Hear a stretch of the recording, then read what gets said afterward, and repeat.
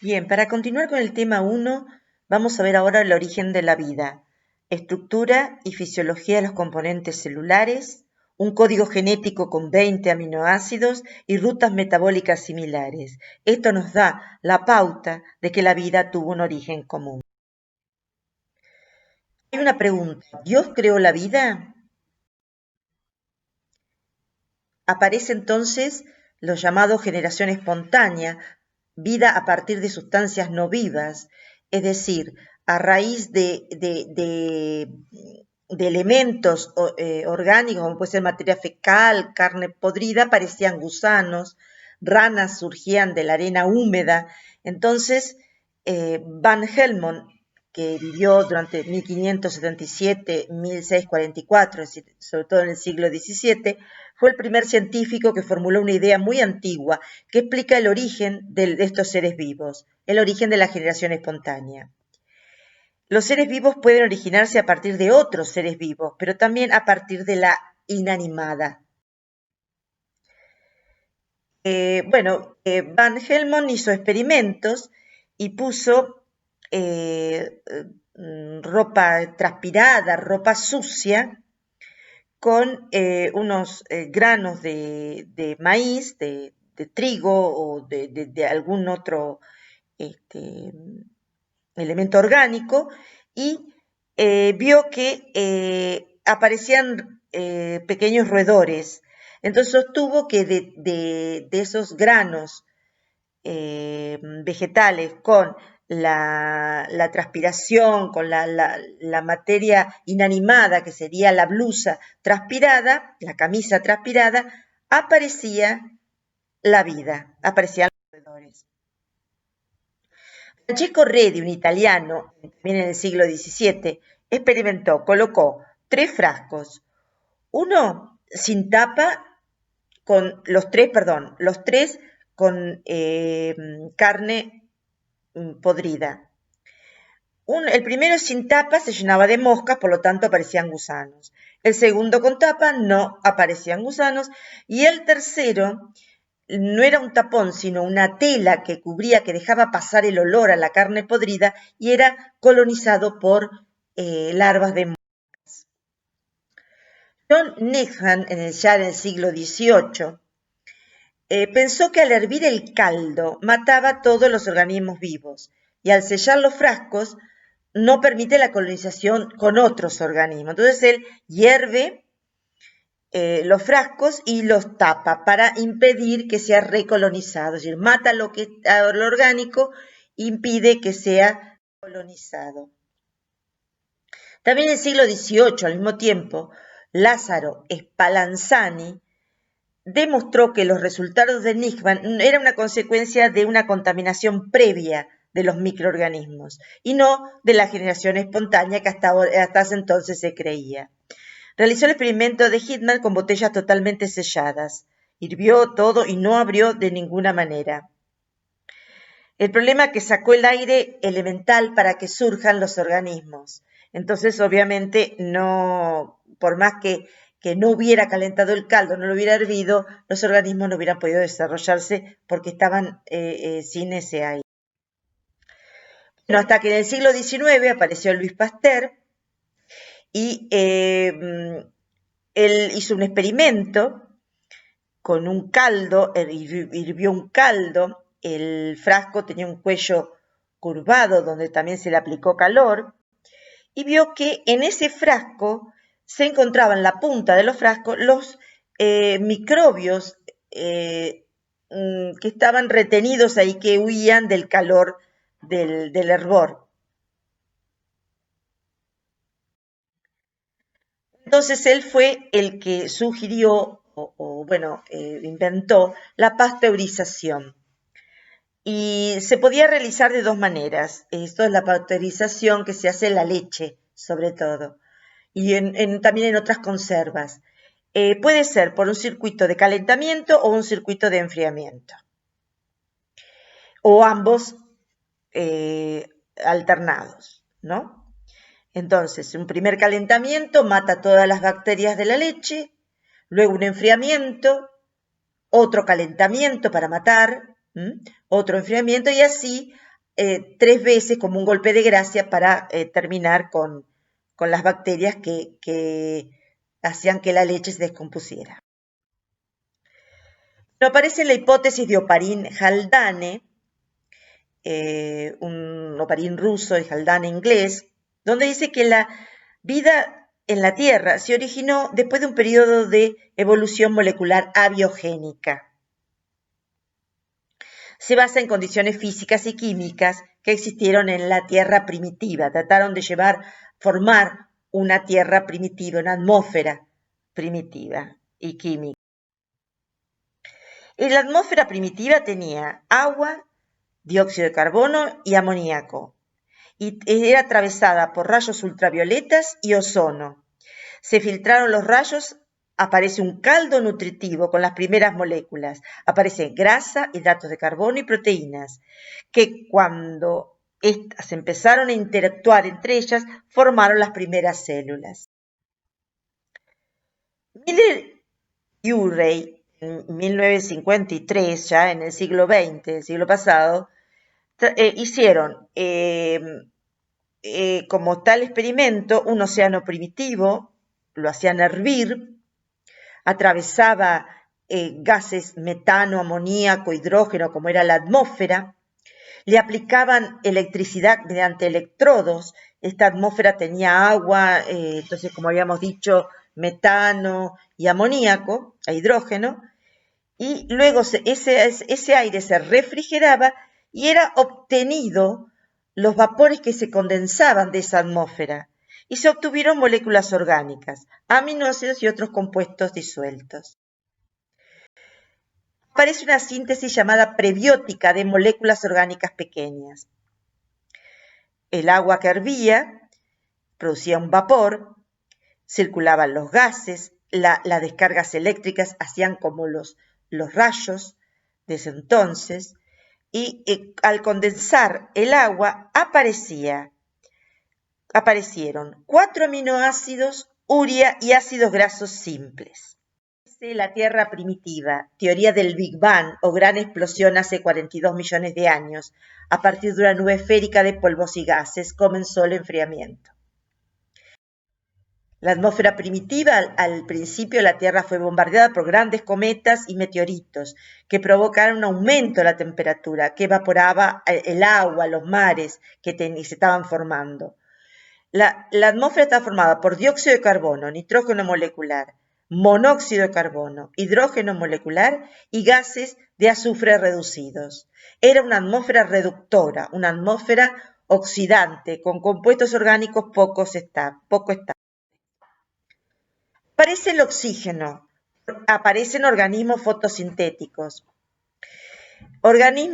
La atmósfera contenía, cuando aparecen los organismos fotosintéticos, un 78% de nitrógeno, un 21% de oxígeno, 1% de argón y 0,03 de dióxido de carbono. El oxígeno generado por las cianobacterias, algas azules, verdes azules, algas eucariontes y plantas, formaron los océanos, que eran las fuentes de oxígeno. También apareció fuentes de energía, el sol, una fuente de energía de 260.000 calorías por centímetro cuadrado de superficie. La radiación ultravioleta pudo haber sido una fuente de energía importante, más las descargas eléctricas para estas reacciones fotoquímicas de la atmósfera primitiva. La energía eléctrica liberada por los rayos es pequeña, pero sirve para sintetizar compuestos orgánicos en una atmósfera reductora. También muchas experiencias de otros científicos demostraron la presencia de ácido cianhídrico, formaldehído, una fuente de energía más fuerte, y reacciona con el agua, amoníacos y nitrógeno formando aminoácidos, ácidos grasos, urea, aldehídos, azúcares, bases púricas y bases pirimídicas. Todo esto se formaba mediante electricidad más fuerte en esa atmósfera primitiva. Y entonces empezaron a aparecer los polímeros, una necesidad de concentrar las moléculas. Entonces comenzó con una evolución química, condensación de estas sustancias. Había un problema, no se polimerizan cuando están diluidos por el agua. La síntesis prebiótica debe haber estado en zonas determinadas de la concentración fue mayor. Los cometas y meteoritos evaporaban los océanos en pequeñas gotas, que con el calor concentraban las sustancias donde había reacciones químicas.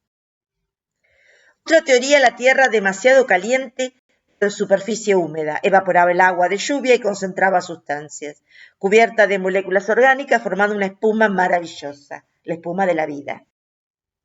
Condensaciones térmicas. Las polimerizaciones biológicas son reacciones de condensación o deshidratación, formando monómeros que se unen por eliminación de agua. En los seres vivos, la condensación se da en un medio acuoso celular, con presencia de enzimas y energía o ATP.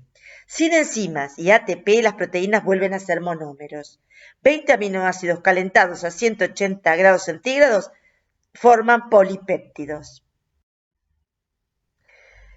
Sidney Fox probó calentando una mezcla seca de aminoácidos y les agregó agua y tuvo como resultado lo que se llaman esferas protenoides y que tenían características de seres vivos.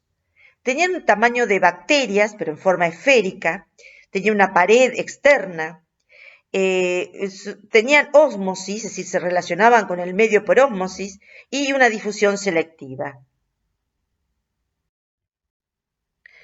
Entonces dice que el origen de los seres vivos, por el registro fósil sabemos que la vida ya estaba hace 4 millones de años. El origen de estos seres vivos eran por las llamadas protocélulas, que eran unidades autónomas limitadas por membranas, con organización funcional compleja que permitían la autorreproducción. En un momento de la evolución química, del ADN y ARN comenzaron a sintetizar proteínas y enzimas. Entonces nos preguntamos, ¿cómo aparecieron los ácidos nucleicos sin enzimas que los sintetizan? Y segunda pregunta, ¿cómo aparecieron las enzimas sin ácidos nucleicos que las sintetizan? ¿Quién apareció primero, el huevo o la gallina? Paradigma. Solo las proteínas pueden actuar como enzimas. Starling en los años 80 del siglo pasado, a veces el ARN puede tener actividad catalítica, como son los ribosimas. Actúan a nivel de los intrones formando ARN mensajero y catalizan formación de enlaces peptídicos. Ejemplo, transcripción de ARN mensajero por los ribosomas, catalizada por el propio ARN, no por sus proteínas.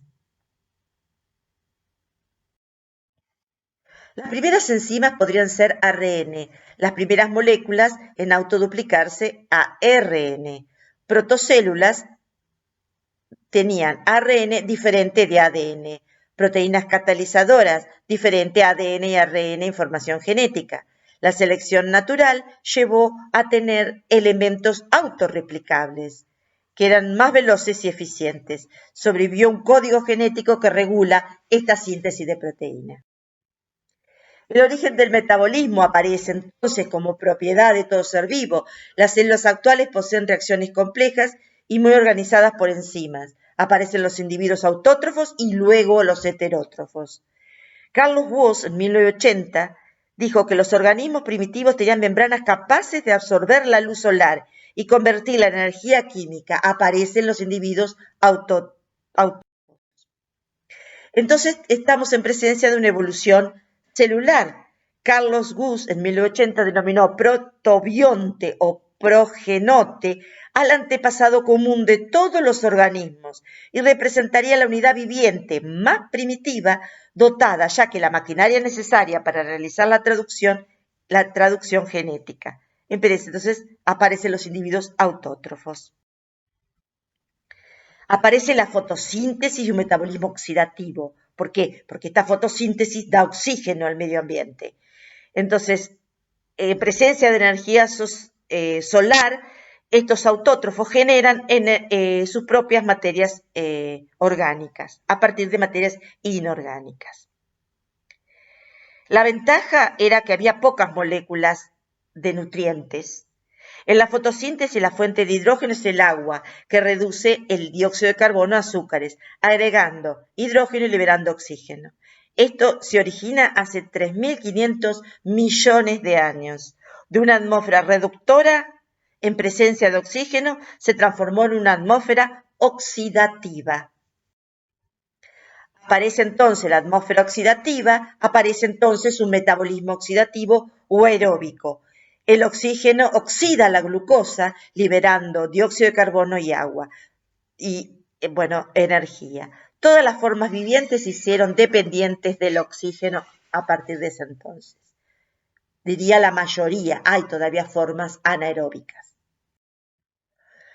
Entonces la vida precámbrica aparece 570 a 600 millones de años. La mayoría de los invertebrados aparecen en lo que se llama explosión cámbrica.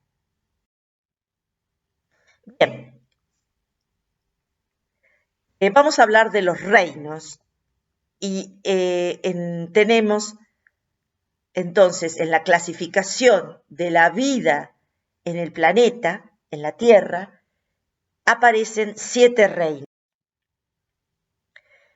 El primer reino que vamos a ver, el reino de las moneras, que está formado por organismos unicelulares procariotas, ustedes ya saben la diferencia entre procariota y eucariota, que son las bacterias.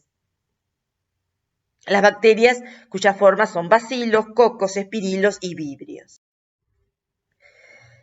Tenemos las molicutes, tenericutes o micoplasmas, un tipo de bacterias mayormente parásitas, cuyo rasgo notorio es que carecen de la pared celular, presente en la mayoría de las bacterias, y que tienen una forma y un código genético muy simples. Las gracilicutes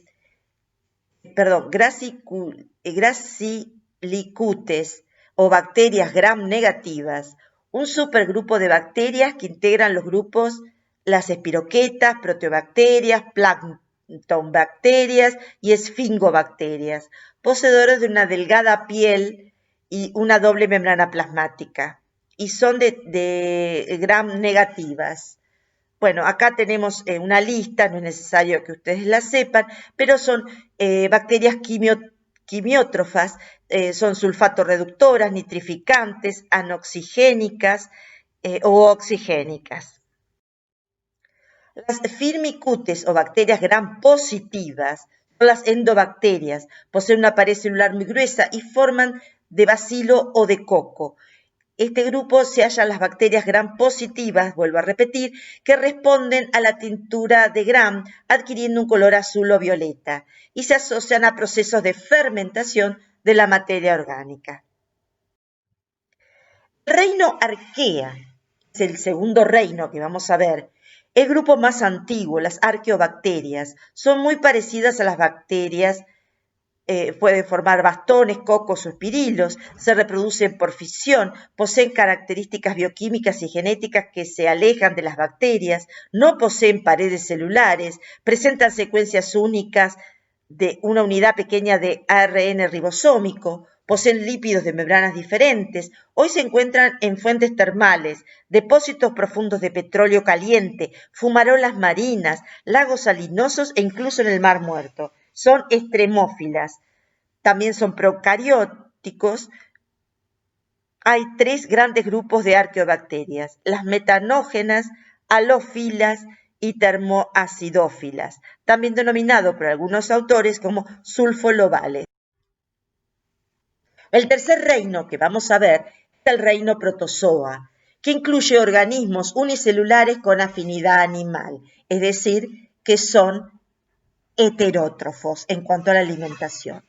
Son organismos, constituyen unicelulares, pero de células eucariotas y con membrana nuclear, de hábito acuático húmedo, comensales o parásitos, poseen cilias, flagelos, todos los, como ustedes han visto en protozoos, las características de cómo se movilizan. No poseen pared celular, son fagótrofos, depredadores y un metabolismo dependiente de la materia orgánica, otra vez heterótrofos, vuelvo a repetir. La alimentación es por ósmosis, fagocitosis, cilios o flagelos, y la respiración es, algunos es aeróbico y en otros es anaeróbico. Acá vemos la variación que hay de protozoos. Otro reino que vamos a ver es el reino cromista, organismos unicelulares con afinidad vegetal, con plastos y realizan fotosíntesis. El otro reino que vamos a ver es el reino fungi, grupo de organismos eucariotas, y esto comprende los hongos, moho, levaduras, todos los productores de seta. Son heterótrofos, poseen paredes celulares. Los hongos se encuentran siempre sobre un sustrato orgánico. Entonces, por ejemplo, las levaduras, ustedes han visto cuando hacen una masa o una pizza, la levadura con un sustrato orgánico con azúcar, un agua tibia y la harina se reproducen, por lo tanto la masa crece. Acá vemos la variación de hongos, desde hongos unicelulares a hongos que vemos en el campo, pueden ser venenosos, o los hongos que comemos como los champiñones. Reino Plantae, bueno, esto no tengo mucho que explicarles. El grupo de las plantas terrestres son organismos eucariotas con pared celular, multicelulares fotosintéticos que lograron colonizar la superficie terrestre. Acá vemos variación del reino Plantae. Reino Animalia, que es el que nos compete, eucariotas, heterótrofos pluricelulares y niveles celular, tisular, órganos y sistemas. Hay una gran variación. Entonces, son eucariotas pluricelulares, nutrición heterótrofa por ingestión, fagocitosis o pinocitosis, metabolismo aeróbico, reproducción sexual y también se presentan en algunos casos asexual. El desarrollo puede ser, embrionario, con 2 o más hojas embrionarias. El cigoto se divide por mitosis para originar la blástula. La metamería, excepto las esponjas, simetría son radial y bilateral. Acá vemos una gran variación del reino animal.